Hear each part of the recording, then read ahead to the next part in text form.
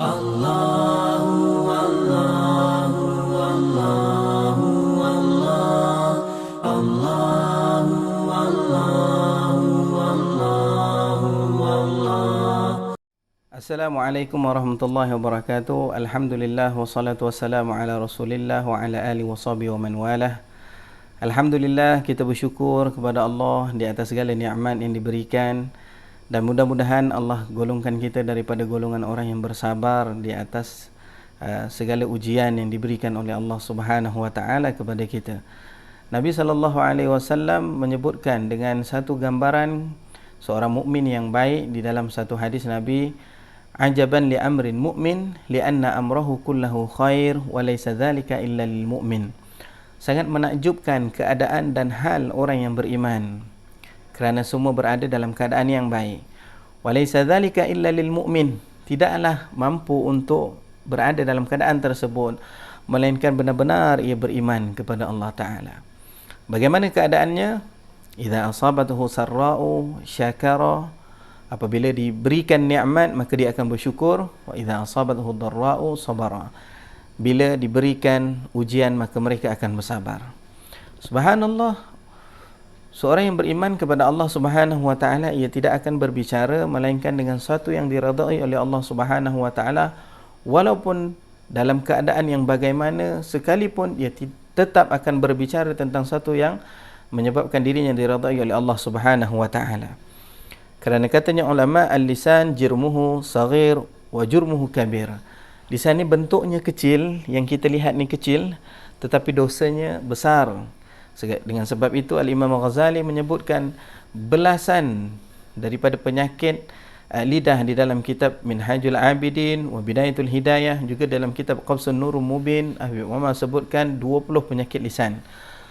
Katanya Ibnu Mas'ud, seorang itu menjadi sebab lama tempoh di dalam penjara kerana sebab lisan. Maka dengan sebab itu kita nak kongsikan 5 tips yang diambil daripada kitab Risalatul Mu'awanah bagi pengarang Al-Imam Abdullah bin Ali Al-Haddan. Yang pertamanya, tips untuk menjaga lisan sehingga berada dalam keadaan yang baik adalah tidak menuturkan melainkan dengan tuturan yang baik. Ya, Allah memberikan kepada kita tips macam mana nak bercakap yang baik ni. Katanya Allah, la khaira fi kathirin min najwah illa man amara bi sadaqatin aw ma'rufin aw islahin bainan nas. Tidak ada guna banyak bercakap melainkan percakapan itu mengajak orang untuk berinfak, mengajak orang untuk membuat kebaikan dan mengislahkan orang yang bertengkar. Itu di antara tips untuk bercakap yang baik. Yang keduanya, tips perbicaraan yang baik itu, jika ingin berbicara maka aturkanlah bicaramu dahulu, bukannya terus bercakap. Apabila nak bercakap terus bercakap, aturkan perbicaraanmu dan katalah dengan perkataan yang lembut. Allah Subhanahu wa taala menghantar Nabi Musa dan Nabi Harun untuk berdakwah kepada Fir'aun. Allah Taala katakan, faqula lahu qawlan layyinan la'allahu yatadhakkaru aw yakhsha. Walaupun Allah Ta'ala tahu Fir'aun itu yang keras, yang pengakhirannya bagaimana Allah tahu, tapi masih diperintahkan untuk Nabi Musa dan Nabi Harun berkata kepada Fir'aun dengan perkataan yang lemah lembut, ya, dengan perkataan yang baik. Ya. Itu tips yang kedua, aturkan kata-kata kita sehingga tidak menjadi hawa nafsu di dalam pertuturan kita.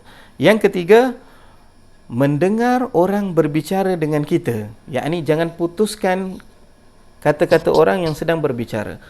Kalau orang berbicara, jangan kita putuskan kata-kata perbicaraannya, melainkan selesai dulu kata-katanya baru kita masuk campur. Itu di antara adab berbicara. Melainkan perkataannya itu mendatangkan kemurkaan Allah, maka kita putuskan.